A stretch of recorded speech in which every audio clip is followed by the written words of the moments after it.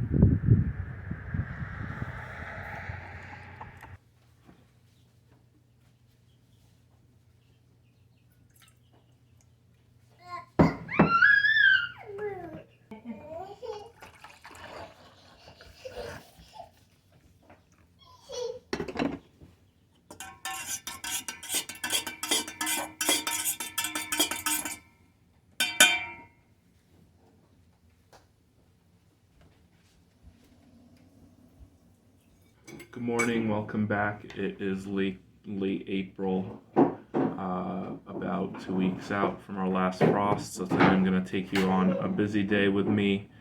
I don't even remember everything that needs to be done, but you'll see it. But we're going to start here with breakfast. I got some eggs, a banana, the coffee you saw me making, and a toast. I'm going to eat that for energy and then get started. I do think the first project is going to be cleaning the chicken brooder that's in my dining room here where I'm eating. So I'm hatching out some chicks. They're on week 3 right now. They'll be in the house for another 2 or 3 weeks, and they smell pretty bad right now. It's not a very appetizing environment to be eating breakfast, but I think that's the first chore I'll take you on after I eat. Alright, here's the brooder. I have this window screen on top so that they don't fly out. I just have like a plastic stairlight container for them. My birds are super flighty, so they're not gonna like this very much, but it is what it is. They definitely need to be cleaned. It smells in here.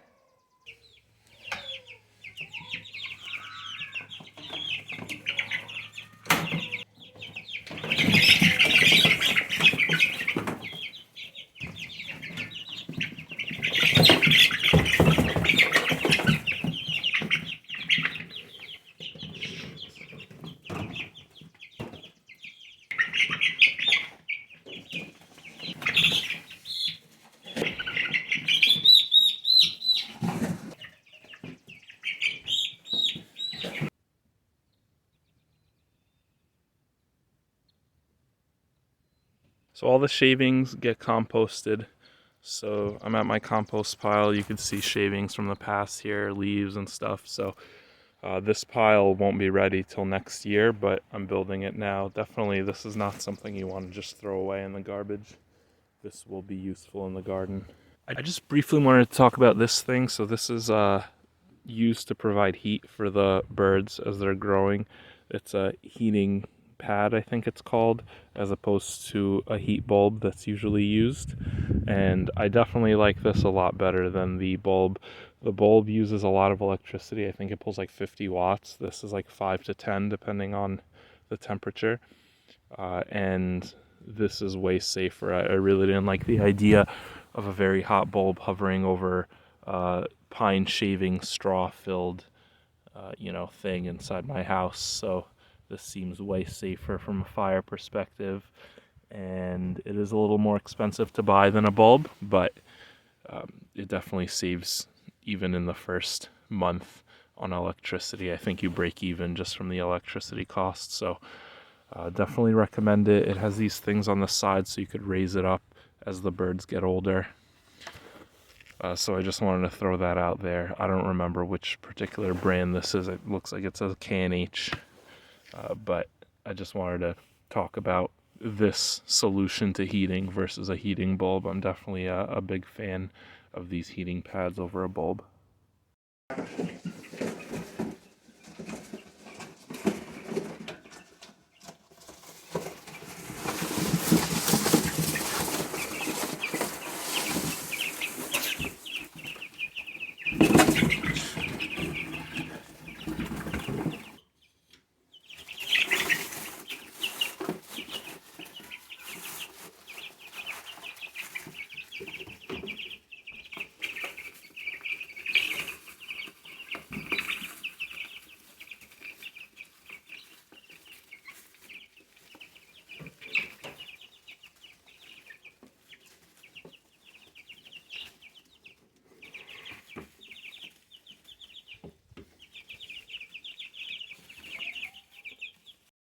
All right, next up on the agenda is to fertilize my 3 fruit trees.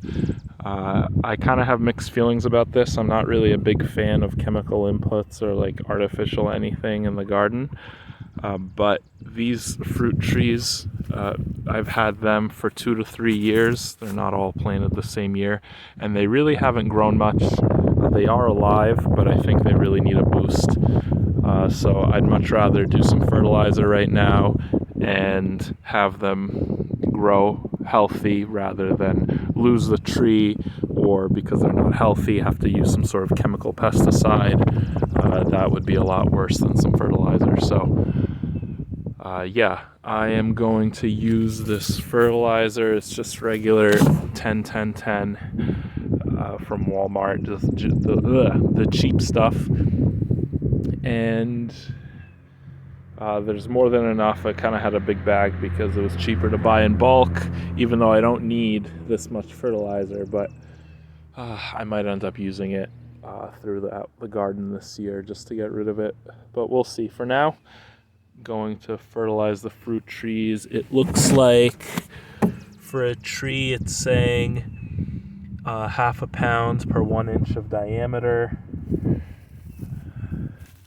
of trunk. I would say, yeah, that's about 1 inch. So I think half of this is supposed to be roughly 1 pound. Yeah, I think half of this should be roughly 1 pound. We're not doing rocket surgery here, so we'll just eyeball it. Gonna make some room at the base of the trunk. I'm gonna clear off this mulch, and you can probably see I even have a little bit of wood ash there that I threw in from the wood stove over the winter, so that'll give some good potassium to the tree.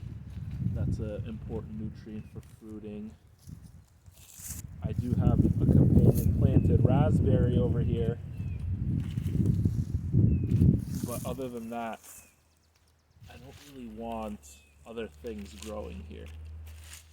Do a little light weeding here. So that's what the fertilizer looks like, if you were wondering, if you've never seen it before.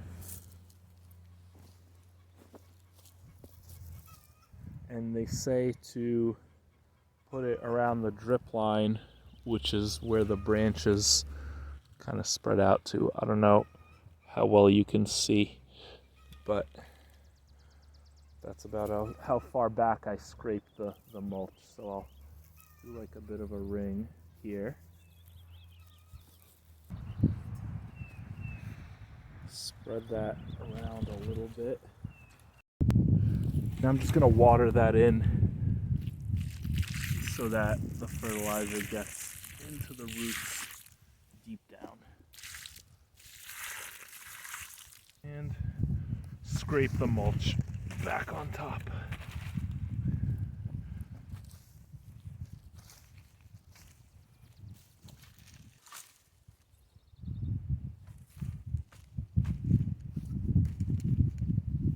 All right, that's about it. I'm just gonna do that 2 more times.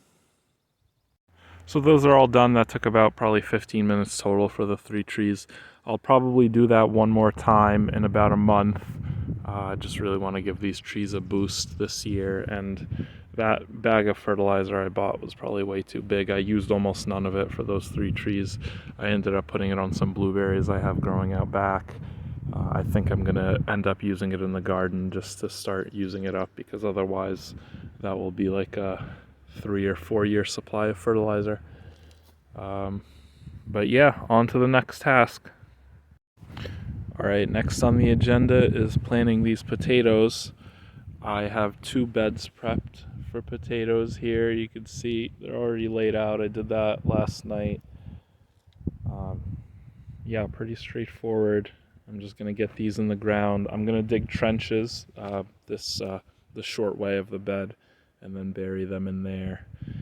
And I have 2 types of potatoes, Norland Reds and Yukon Golds, mostly Norland Red. Probably 3/4 of this is Norland Red because we like red potatoes. And yeah, so I'll get on it. I'm gonna go super deep. I think that's deep enough. I'll just cover them up. Yeah. Yeah, I think that'll be good.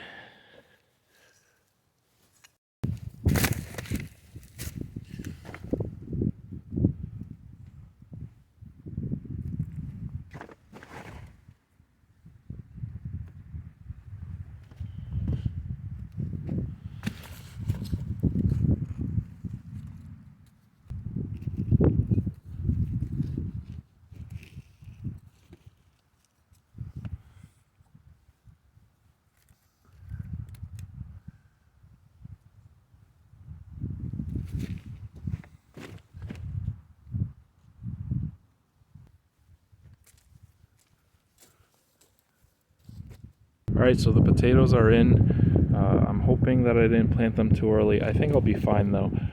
It will frost tonight, but only about like 27 degrees. So I think below the surface there they'll be alright. And what else is there to say about this? The soil is a mix of, I mean, these are both new beds, but the soil is a mix of topsoil from the store, composted manure, chicken bedding, some leaves, sticks, whatever else I can throw in. But the top layer is mostly composted manure and topsoil from the store. So I did buy some product this year just to fill these beds out, but I think it'll be worth it. I think that's, I won't have to buy any more product. I'll just be able to work off compost that I have on the property, and I should be good there. So wish me luck with these potatoes. Last year's harvest, if you watched that video, was not that good, so I'm hoping for something better. Alright, next thing on my list is to start seeds. I'm just going to start sunflower seed indoors this year. I'm going to grow some other stuff, but this is the only thing that I think I need to start indoors. So I have a few different seed packets. Let me just show you. I have this, what's left over from Fedco last year, some Mammoth Gray Stripe. So these seeds are open and a year old, but I'm going to take a chance on them anyway because they're left over from last year and I don't want to waste them. Then I have a couple of MI Gardener seed packets, Mammoth and Black Russian. I'll probably still have some seeds left over because I'm only planting, you see, not a whole tray here. Reason being is I think this amount of cells is the amount of space I'm going to have to transplant into. That sentence didn't make sense, but basically if I start any more seeds, I'm not going to have any space to transplant them when the time comes. So my garden space at this point is pretty much all accounted for. I'm using some potting mix here from, let me try to show you, some of this Jiffy seed starting mix, organic. I don't think I've tried this stuff before. We'll see how that goes.